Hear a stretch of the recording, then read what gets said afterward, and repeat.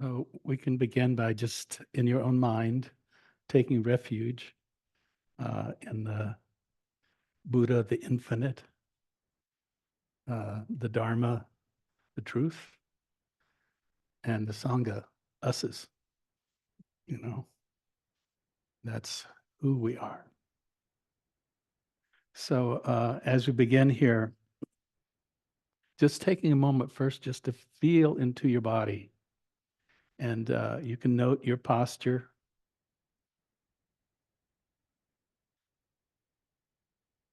This capacity to sit upright. It's really bringing that sense of dignity to the posture that so much has been uh, noted about the statues of the Buddha, the regal uh, uprightness uh, of the Buddha, awake and aware.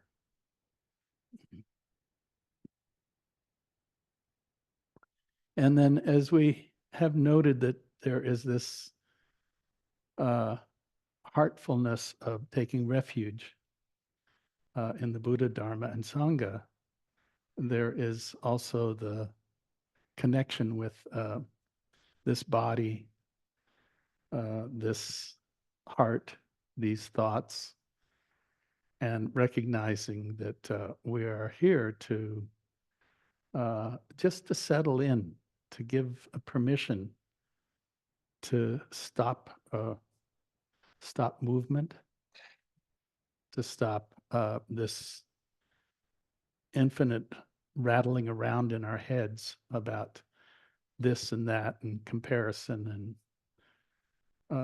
and just seeing if you can't sit in the center of yourself.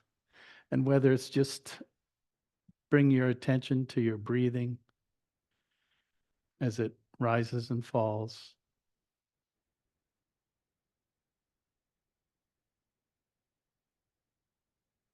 or attention to the body. It is also this impermanent phenomena that we can acknowledge, be present for, be awake to.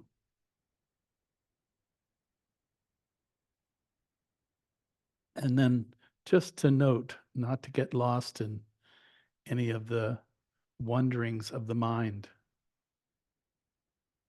and recognize that there is some greater knowing here that holds this whole room and this whole town, this whole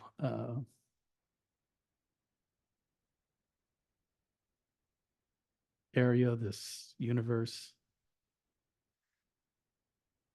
and that we can kind of rest in the center of that without needing to ruminate or play with the thoughts or memories or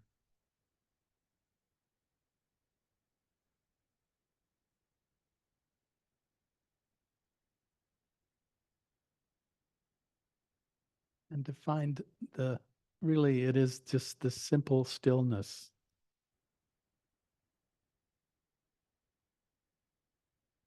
not this, not that, but just here. It's a wonderful word, just here. And so if you find yourself lost or wandering off or questioning or whatever arises, you can just say here. Just bring your attention back to here. It's enough.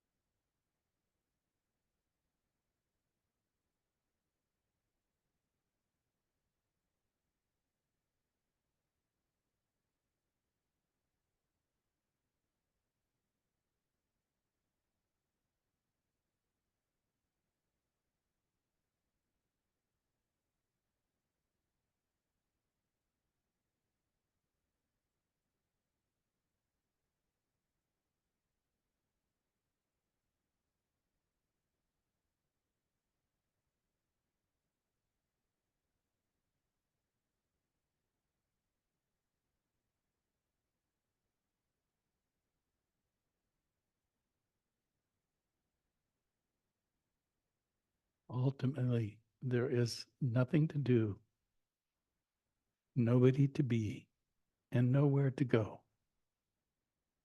Just sitting back, however that may be for you. And if you wander off, just to repeat this simple here.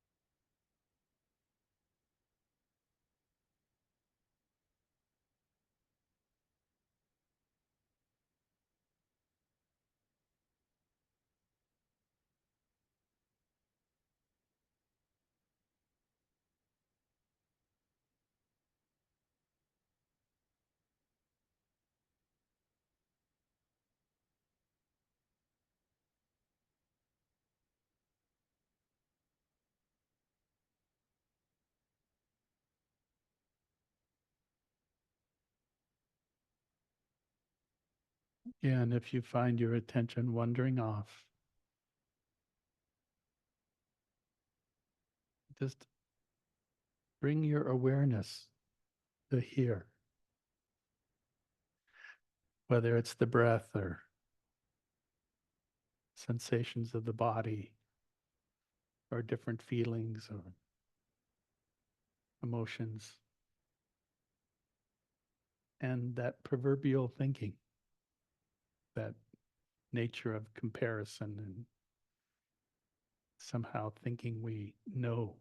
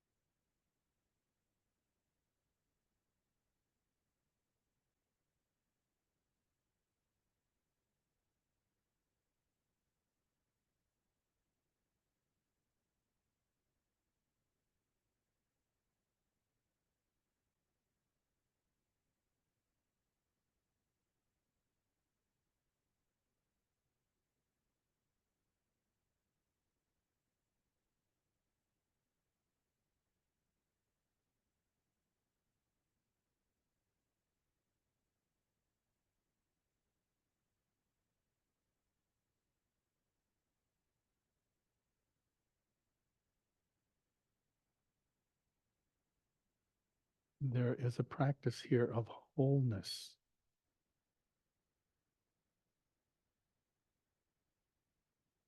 So there is the body, the perception,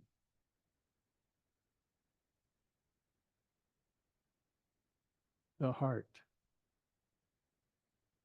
the thoughts, or the knowing of it, so that one simply sits in the center of things without being disturbed, letting things arise and pass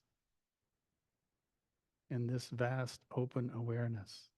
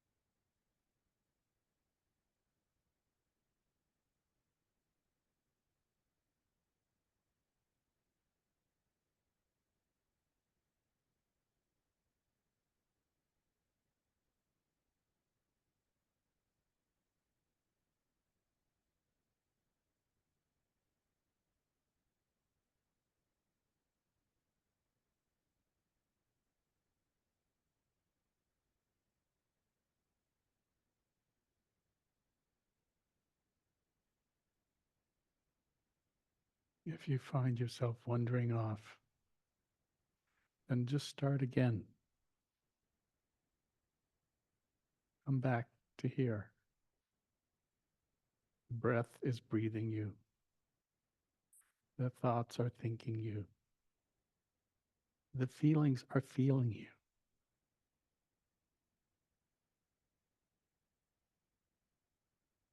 All this rests in the center of this great, enormous awareness.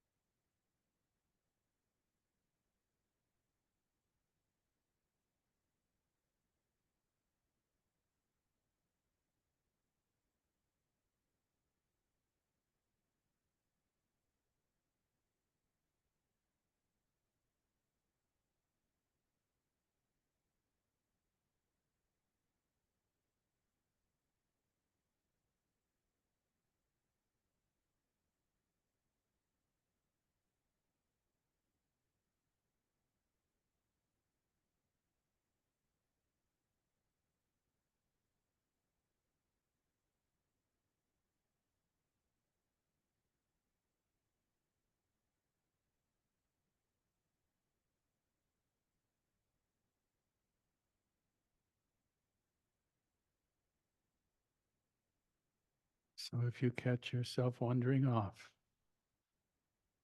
come back to your body.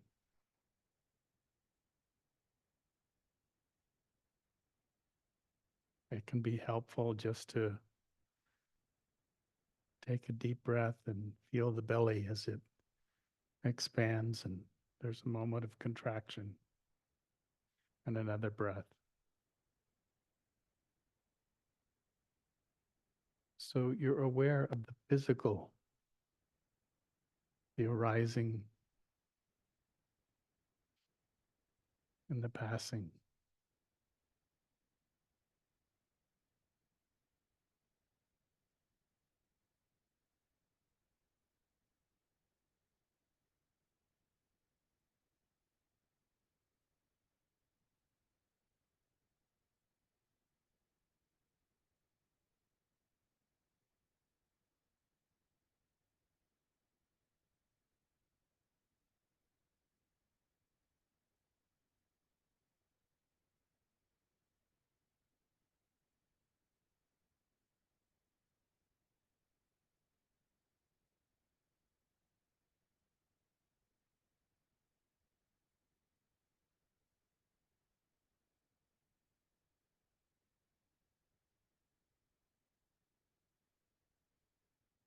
The practice is to know what's happening.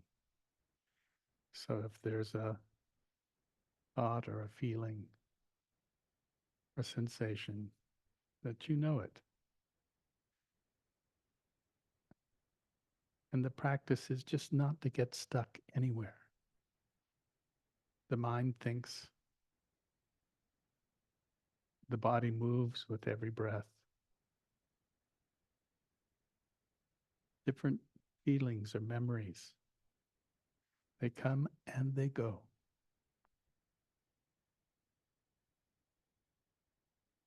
And our practice is simply to sit and allow all this to happen.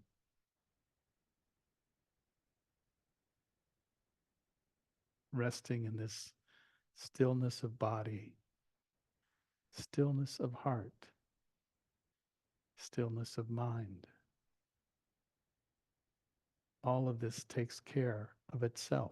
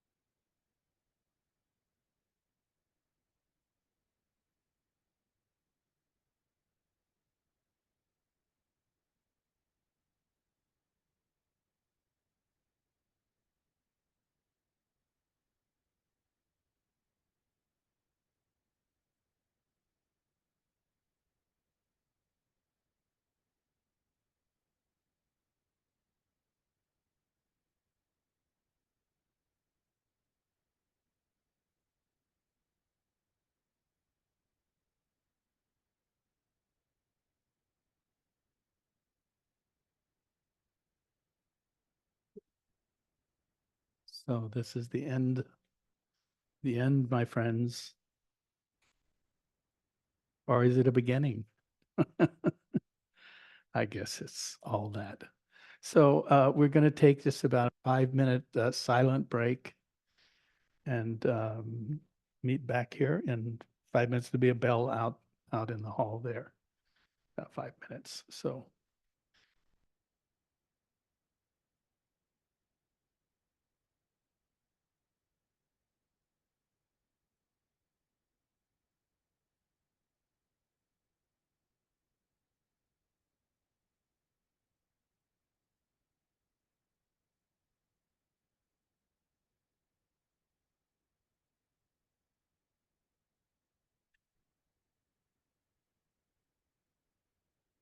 I could just sit here and look at you, and that's all I needed, you know. But um, I wanted to talk about Dharma tonight. And many, many, many moons ago, I was touched by it. And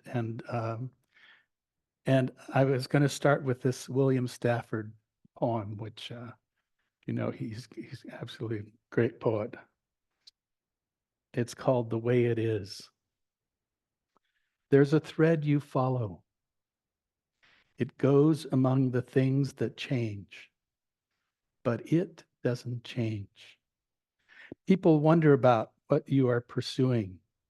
You have to explain about the thread, but it is hard for others to see. While you hold it, you can't get lost. Tragedies happen. People get hurt or die, and you suffer and get old. Nothing you do can stop time's unfolding. You don't ever let go of the thread.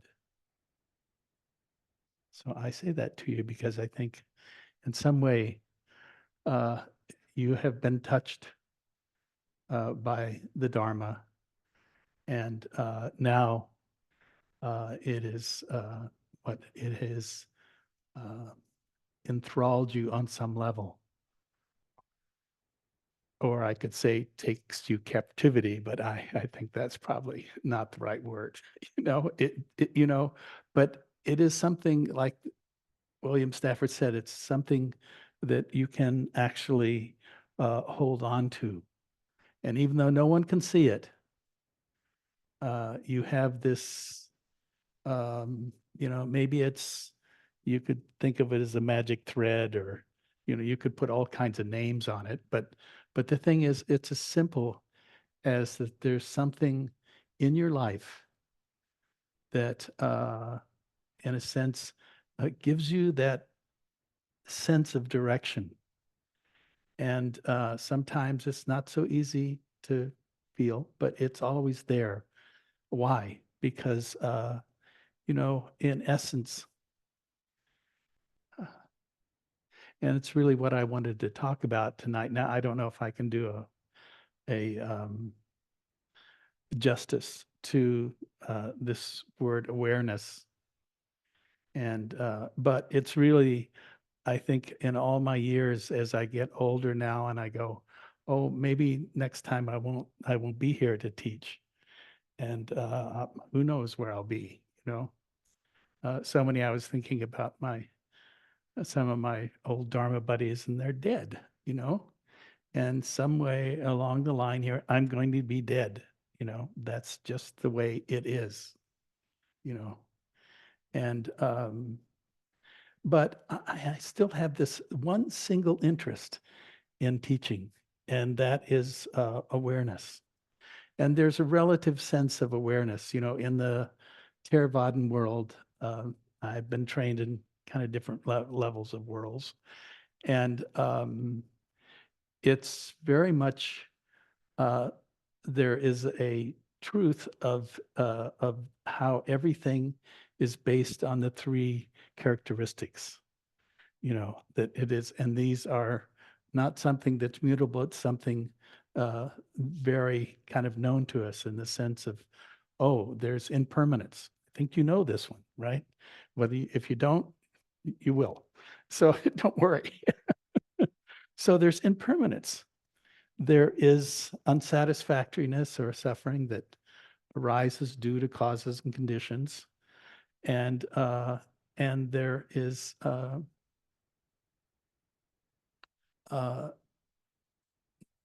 the word anatta is not, not self. So we don't have to make this, even though it is personal, but we don't have to make it that. So we have a choice of not doing that, but we all do it. It's just the way we have, um, particularly in the West, we have been taught to create this self or personality that is we identify with, and we sort of walk around with this identity. But here is this other thing called Dharma that in those characteristics, it actually questions, is there someone there? Or is it just a compilation of experiences? And you have to figure that one out. I can't do that for you. You have to do it yourself. But at the same time, you know, there is this process that we are in of kind of awakening. And that awakening process, first of all, yes, it's very much these characteristics. We know impermanence. We know that there is unsatisfactoriness, or there is suffering, and we have experienced it in the world, and it is continuing in the world uh, constantly. And that, then there's this piece, it's not personal, it's just these are processes. And this whole thing is just a lot of processes that are going on in different levels. And that's the thing the in the teachings at first, when I first came to Asia, and that was you know a long, long time ago now, you know, and I first came with my mother in 1961. A lot of you in here were already fledgling beings, maybe some not. But, one of the beauties was that there was this, uh, in a world that was somewhat more, it's more homogenized. Is that a good word? The world these days with, you know, screens and computers and, I don't know, all this stuff, it's all there.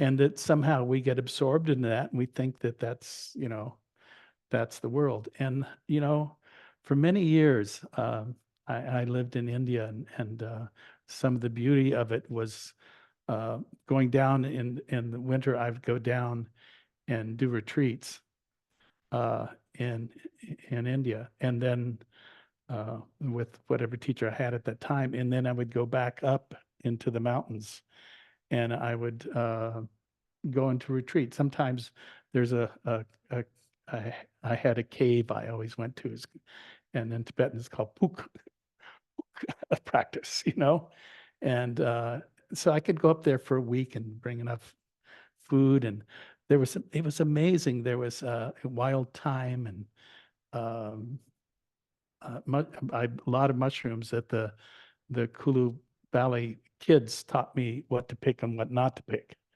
And so it was just this great world of high Himalayan altitude. It was probably about 10,000 feet. And I was so happy, you know. I was so thrilled with the world being, um, outside of having grown up in the complexity and having tried to create identity, which I tried, didn't do very well. But anyway, then I came to this world of, you know,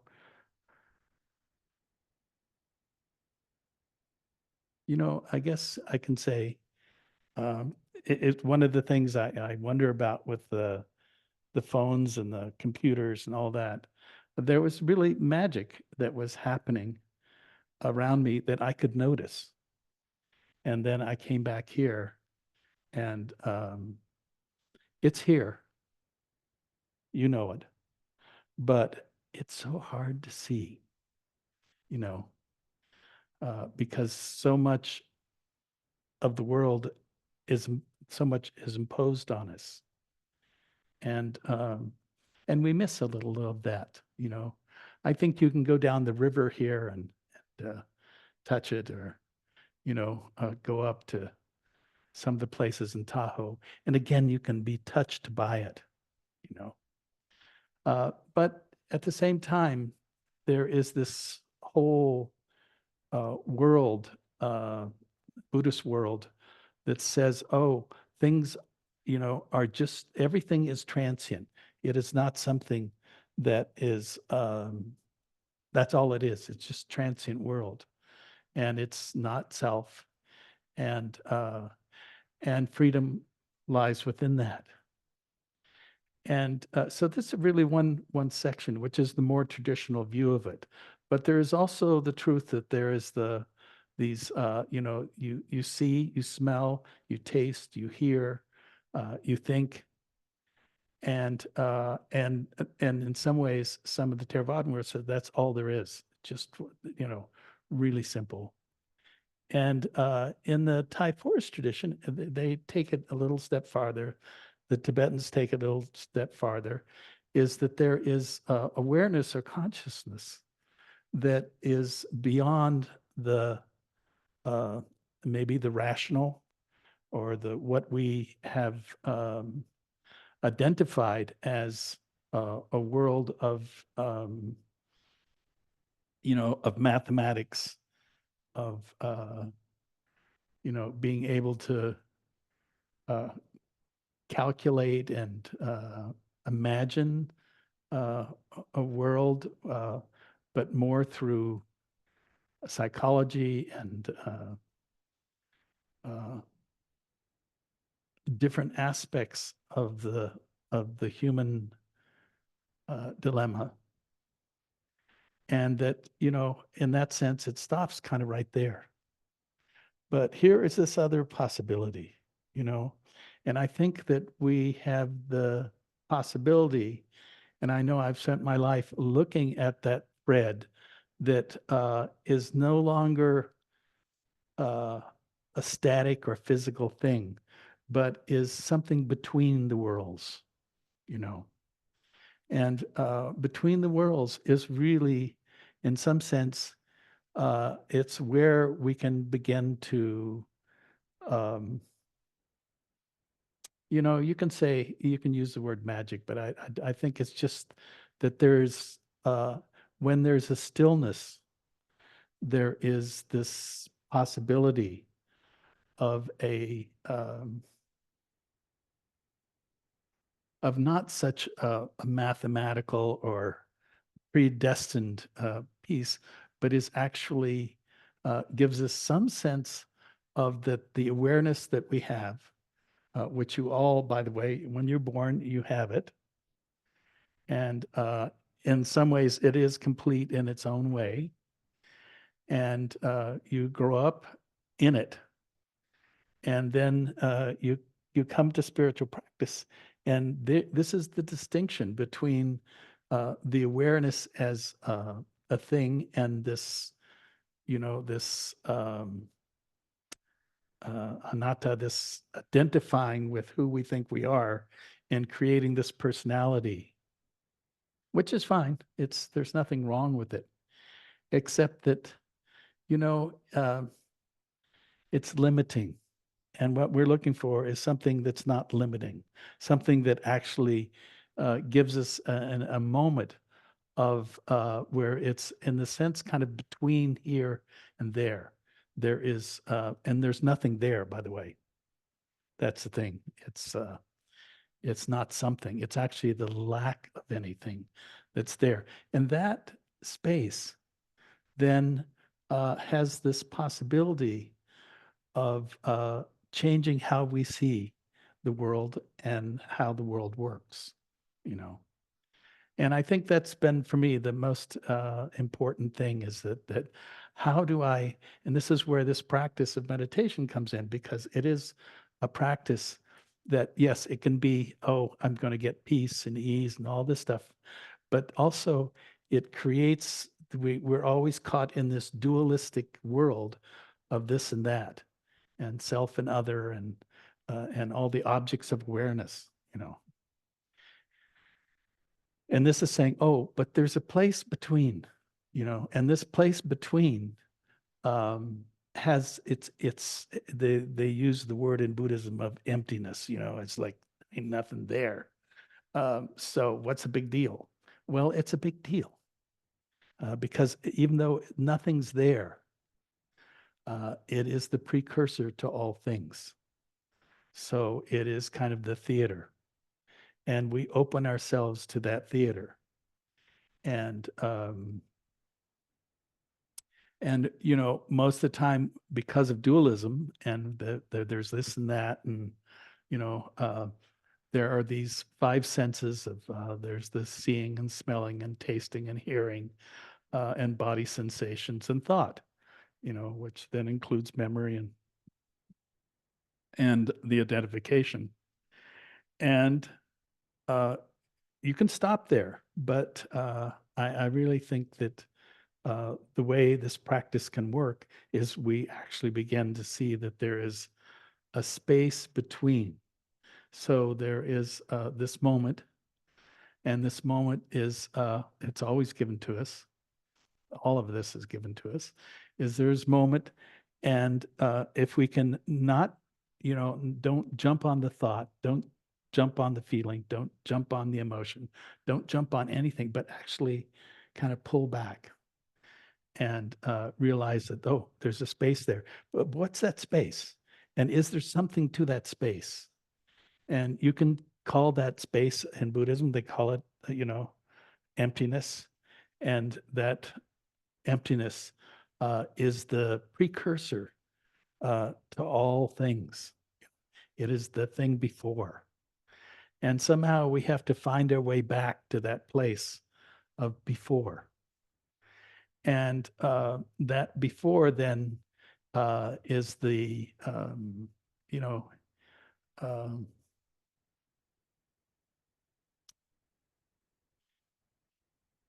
I was going to say it has this possibility of knowing change.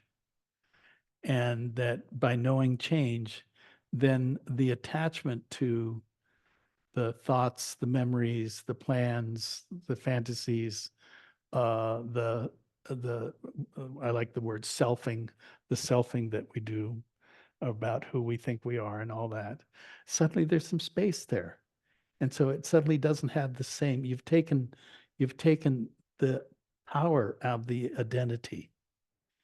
And if you take the power out of the identity, then you are kind of moving towards this world of, you know, seeing as we see with our eyes, we hear sounds, and all those things are physical experiences that give us, in some level, uh, knowing and identity.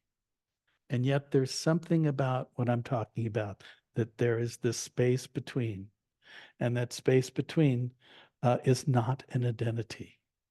The identity was something that we needed, and you will need. It is, you know, it's part of our um, our human condition.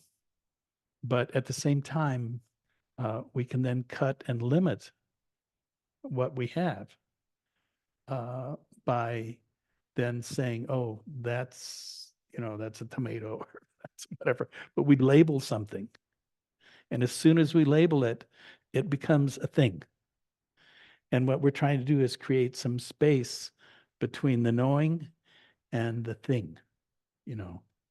And if we can begin to put more and more attention on that knows what's happening.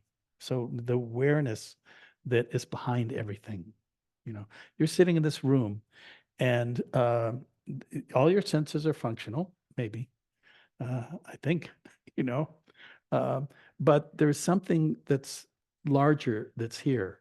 And the knowing is that, it is that awareness that no longer needs identity. It is a gift that was given to you at birth. And I don't know what happens when you die, but I know you'll have it up till then, you know, and who knows, maybe you just keep it. I used to have this, I loved this image of a raindrop, you know, and that raindrop is it's kind of comes out of the clouds where it's everything and everybody. And then as it falls, it's one drop, and that drop is reflected in all the other drops. And there is kind of the selfing that happens in that. But how long does it take before it hits the pool? You know, and we don't know that. But when we hit the pool, we go back to everything, just like the cloud and the drop and the pond or the river or the ocean, and that's the journey we're on. And yet we have this possibility of recognizing the, in a sense, the enormity of what it is to know or be aware, you know. And I think in some ways, and I think um, I can kind of make fun of myself. Uh, you know, um, we, I know we all want things to be like we want them and to be solid. And somehow that we all long for safety. And yet, what I'm talking about is that space between. It's not. It's not about safety, you know. And yet, you can relax in it because it is actually taking care of things beyond who you think you are, and um, how much power you have. Is there? It's already the universe has taken care of you, been taking care of you since you were born, before you were born. And so here is this possibility of saying, oh, can I kind of recognize uh, that there is something that knows in me that's aware, and that when it's co-opted, now this is the problem, when it's co-opted by objects. So there is a seeing, the smelling, the tasting, the hearing, the memory, the fantasies, the whatever, the thinking, then it's glued to that, you know, and supposedly it's supposed to figure it out, I guess, but which it does, and sometimes without our uh, without us our suffering. Um, but there's also the space there, and that space is what we're working on here. This is about creating the space between. So there's a kind of almost like a moment between that knows the awareness and the object of awareness. And that right there is, in Buddha's terms, they call it emptiness. Or you call it nothingness or nada, whatever you want to, whatever term you want to put on it. But it is not then going directly to the object. So we actually are teaching ourselves somehow just to pull back a little from the identity and the objects. And if we can do that, then uh, there is this possibility of seeing, and I don't want to put too much emphasis on the seeing itself, because it is not, it is a world that uh, we don't know. This is a magical place, but we ourselves limited by that identity, that you know uh, mind sticking to whatever in the sense experience or thoughts or memories arises, the mind sticks to it. And this saying, no, I got to step back from that. How do you do that? Can you just say, nope, I'm not doing that? I hope so, but I know that that's not what it's about. It's why we practice. We practice to actually let go of that moment, and it's a training because your natural instinct is to know, and so it co-ops and it immediately is attracted to whatever experience, and then we say, "Well, this is where my happiness is." Well, this is an interesting question because happiness is really is it dependent on that, or is it just dependent on the space between happiness has always existed there?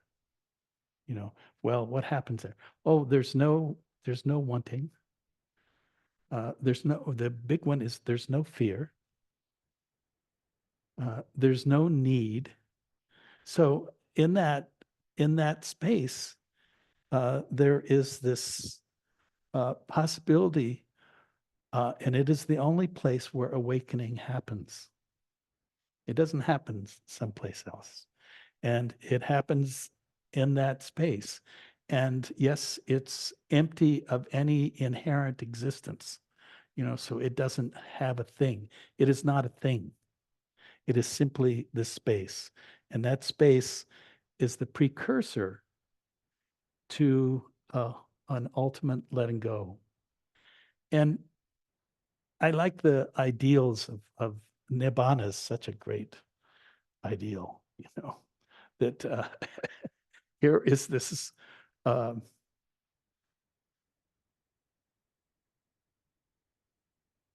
I won't call it a state, this experience that's free uh, of all kinds of wondering and identity. And that has a particular flavor. And, in the suttas and all the rest of it, they just talk about, use this word peace, I like that, oh, is it just peace? And if there's peace, then uh, the world is not at war with itself, which so much of our world is at war with itself.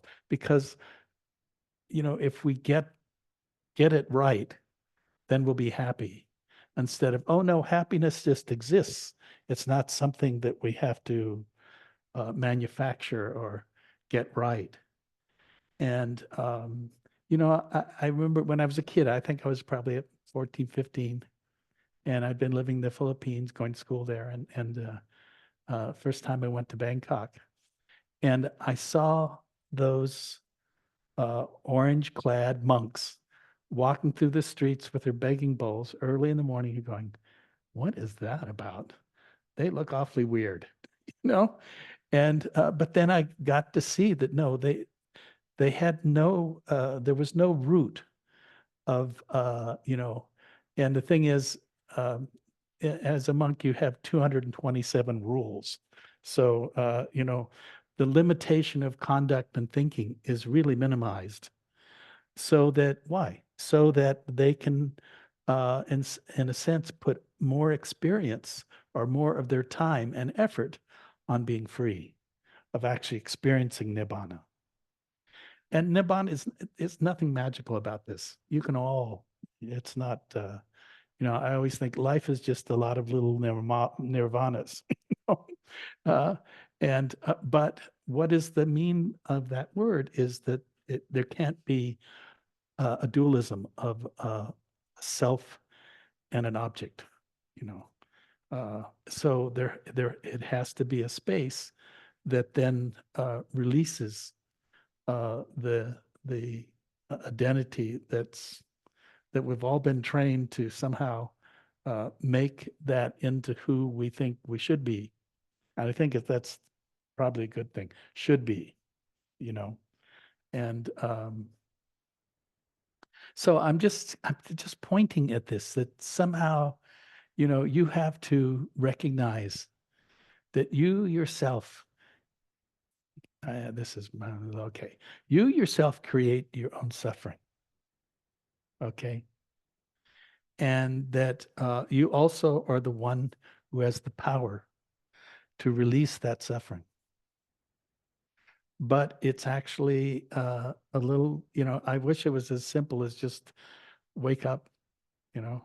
Uh, I loved Swami Muktanand. I remember in book guy, no, I was just in New Delhi, and he had this peacock feather, and he went around and he would hit people on the head, and they would bounce up and down, cry, and do all these things. And I always thought, oh, that's it. If we could just have somebody with a feather. Well, no, it's not from somebody else. I mean, this is the kind of complexity of Buddhism. It has to be you awaking up to yourself. And there's no magic formula here. There is simply um, us kind of getting it. And we have to do this over and over again. I mean, meditation is a boring thing you can think of. You got to sit there like a bump on a log, and you're supposed to watch your breath, or, feel your body, or note your, thoughts or whatever. And, but it goes on and on and on and on, day after day, year after year, you know. But you begin to start saying, okay, I'm tired of looking at how, how I'm thinking, or how I'm remembering, or how, this body sensation, or this emotion or feeling that's going on, or thought, or whatever it is. And we start getting tired of doing that, going, hey, wait, is there someplace else I should be looking? And so in some ways, I think of it as yes, there is another place you should be looking, but you first have to get bored enough through the practice to look, because otherwise you're still going to be infatuated with, oh, maybe I'll go into a jhana, or maybe I'll, uh, have something happen that I'll be okay with. And this is saying, no, you just have to, in one sense, you have to burn yourself out.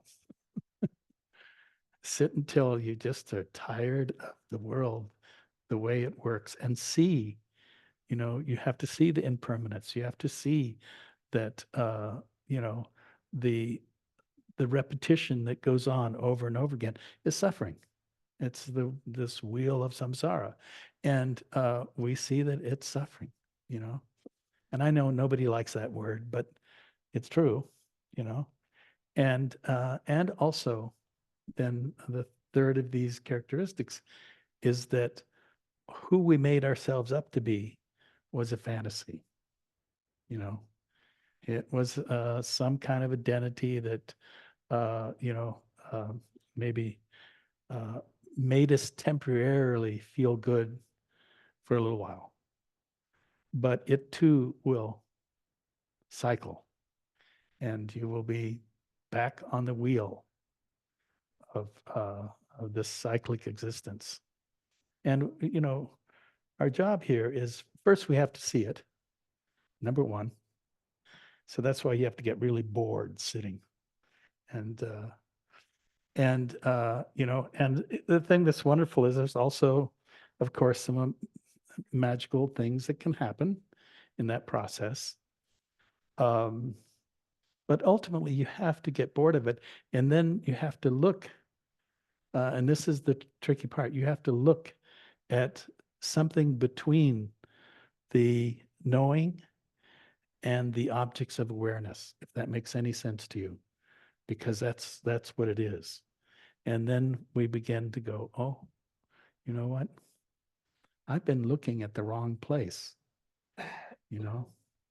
And once you start looking in the right place, you still, sometimes we get, look in the right place. Sometimes you'll have a big insight, you know, but the insight comes and it goes, like all things.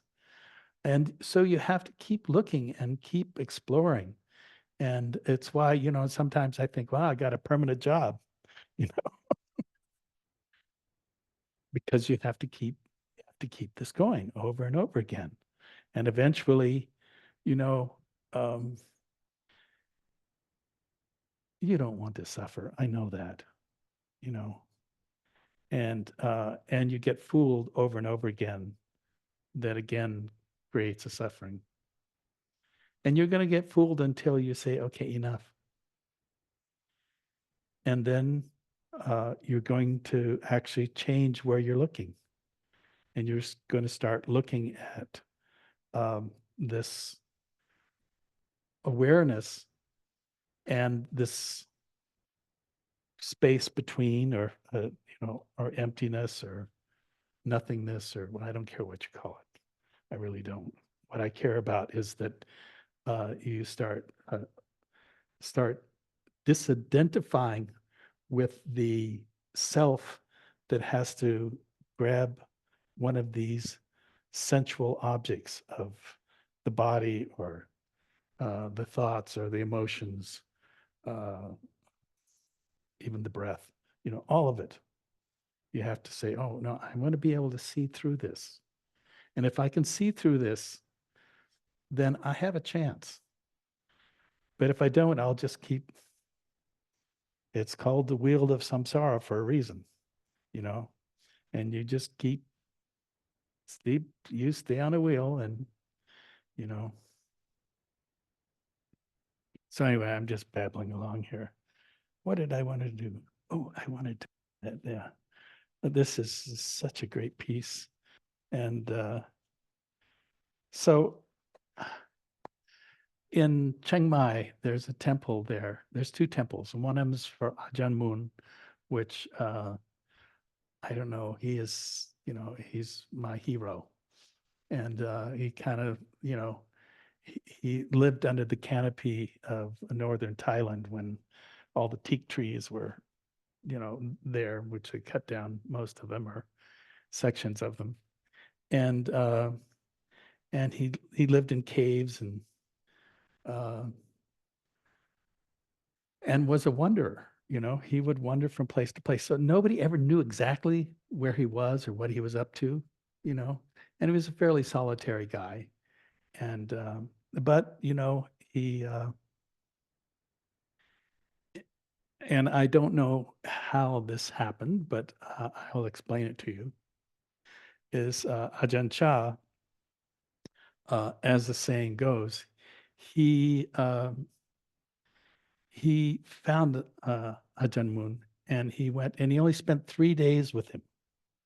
That was it, only 3 days. And he had been sitting, he was a monk, had been sitting for 20 years, and, you know, but somehow when he um, came across Ajahn Mun, his mind turned, and that mind turned, and he no longer was looking from uh, the languages samsara to nirvana. He was actually looking from awake to this physical world, you know. And so he could laugh a lot about how stupid and crazy we were, you know, which is true. And but anyway, this is from and then he had his disciple. He didn't write anything. He wrote one poem. I think it's 27 pages long, and near the end of his life, on the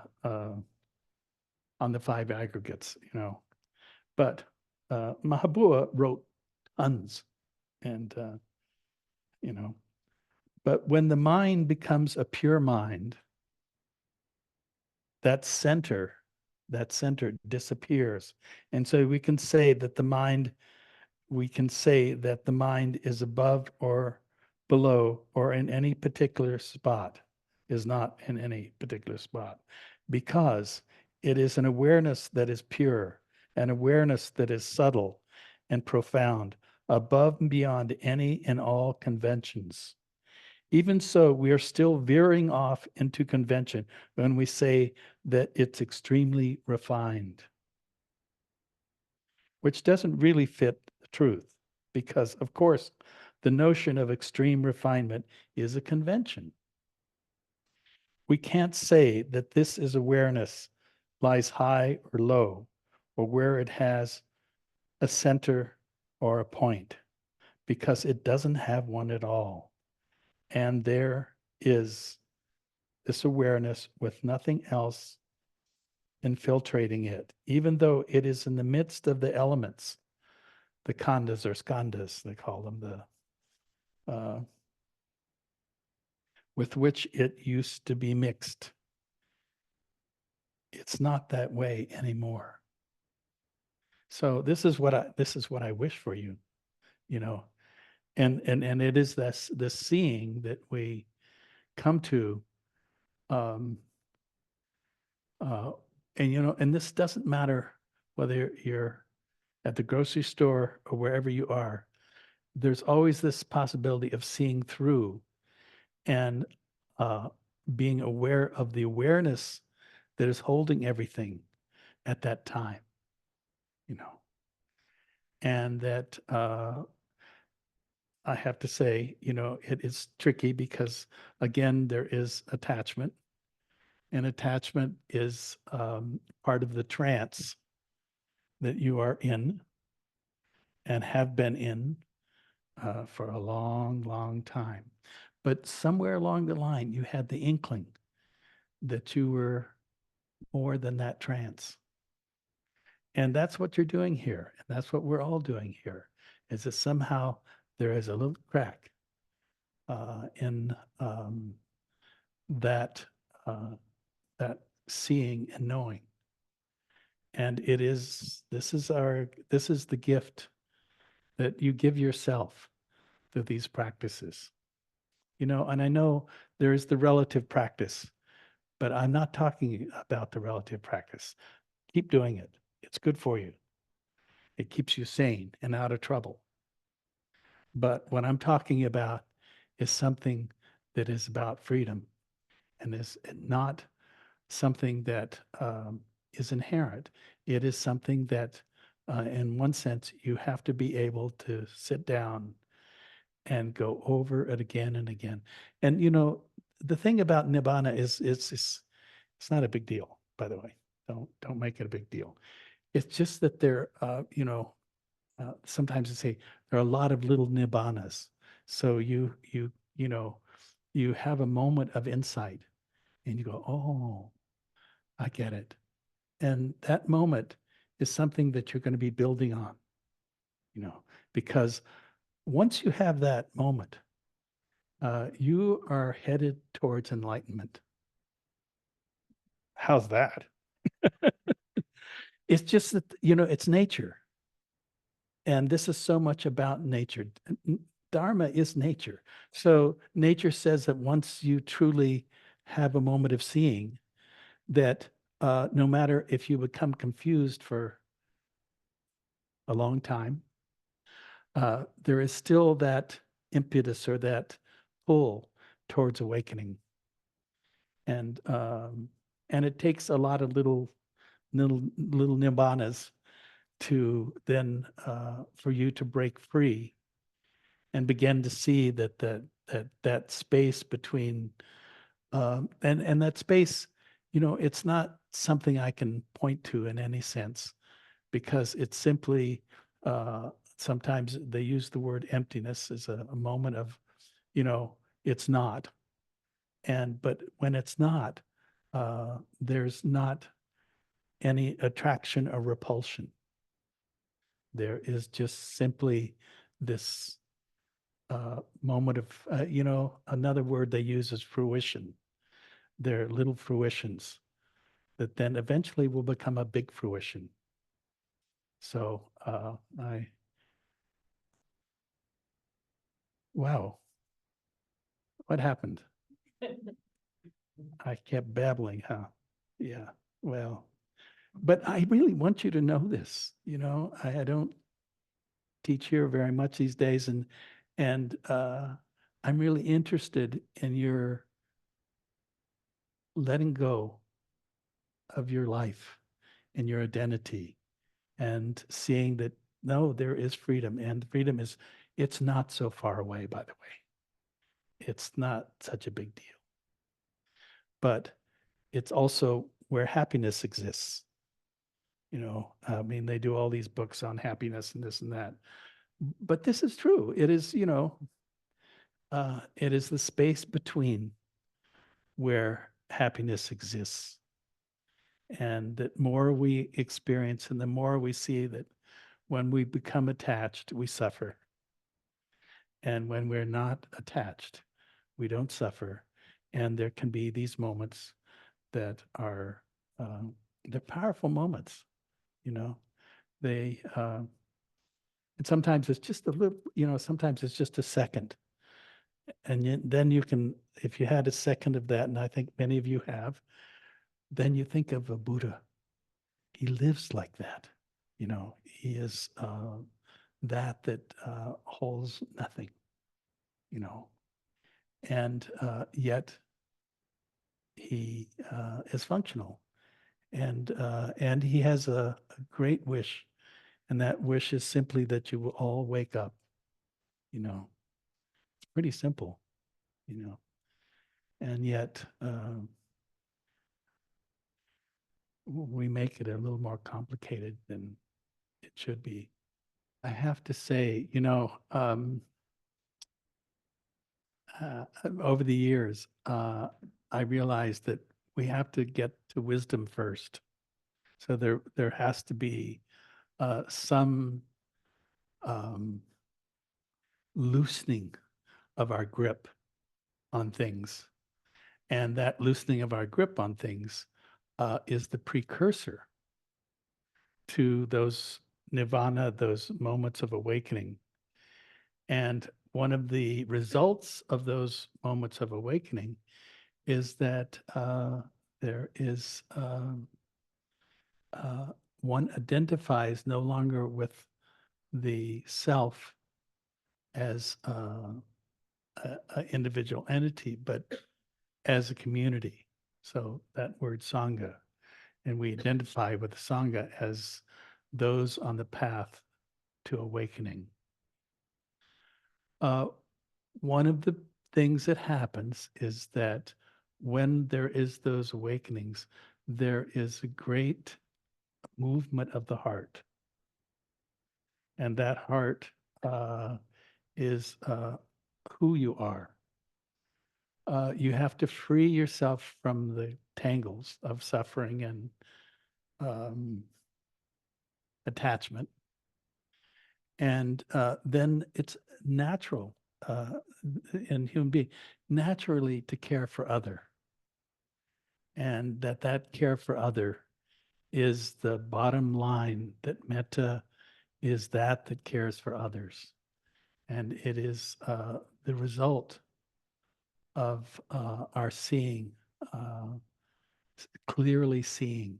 The word vipassana, insight practice, sometimes spoken of as clear seeing. So there's clear seeing. If in clear seeing, there is a recognition of the non-separateness. And that non-separateness uh, is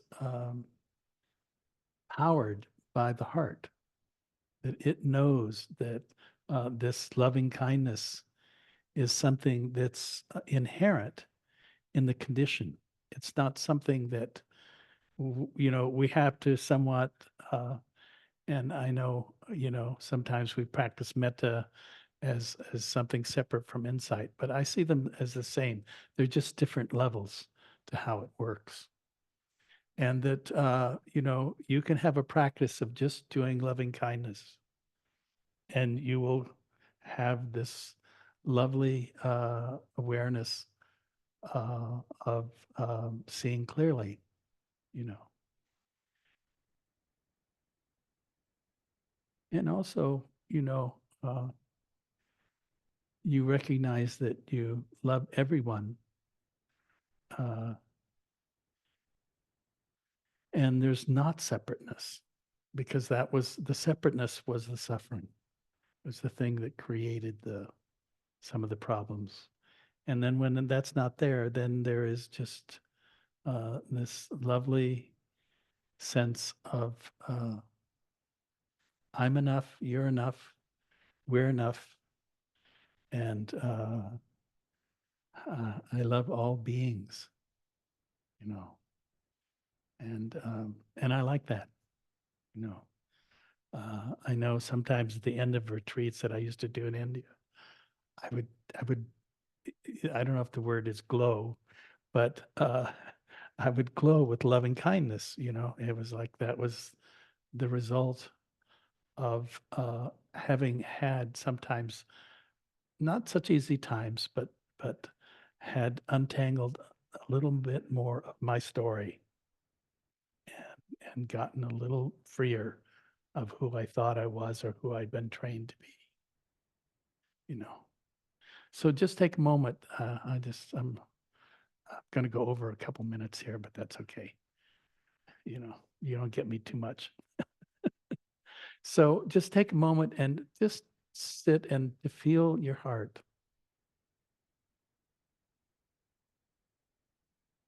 And then take a moment just to breathe into the center of your being. And as you breathe into the center of your being, you bring this, you know, may I be happy, may I be peaceful, may I be free from any harm, inner or outer harm. May I have ease of being. May I be free. And so we start with turning that attention to ourselves because that's who is going to make the difference out there. And that we begin to support, to initiate, to bring that loving kindness right into our very essence. And as we do that, then we begin to turn to the world, to your family, the friends, to the Sangha here and uh, on Zoom, that we have this great wish that beings may be free and at ease, and that the natural state of freedom is loving kindness. So exclude no one, all beings, known to us or unknown to us, seen or unseen, beings of all kinds, be they animal, be they human, be they something we don't know, uh, that all beings, that we have this great wish. It's just like awareness holds all things. Well, loving kindness holds all things. May all beings everywhere be happy. May all beings everywhere be peaceful. May all beings everywhere be free from any inner or outer harm. May all beings find ease, ease of being.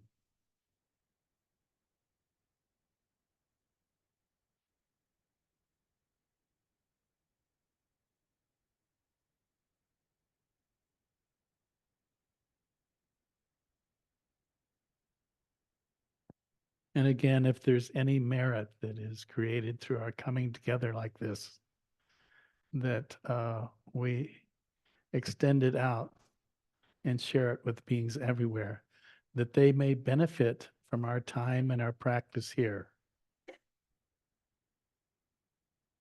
May all beings be happy.